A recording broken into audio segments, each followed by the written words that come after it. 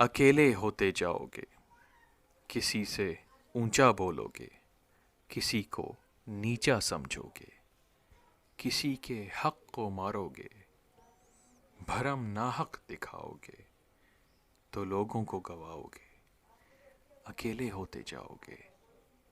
ذرا سی دیر کو سوچو، زباں کو روک کر دیکھو، تسلی سے سنو سب کی، تسلی سے کہو اپنی، جو یوں ہی تیش کھاؤ گے، اکیلے ہوتے جاؤ گے۔ خرد مندوں کا کہنا ہے یہ دنیا ایک کھلونا ہے، بساتے بے ثباتی ہے، تمناؤں کی گھاٹی ہے۔ جو خواہش کو بڑھاؤ گے، اکیلے ہوتے جاؤ گے۔ یہ جتنے رشتے ناتے ہیں، اثاثے ہی بناتے ہیں، محبت آزماتے ہیں، محبت بانٹ جاتے ہیں۔ جو ان سے دور جاؤ گے، اکیلے ہوتے جاؤ گے۔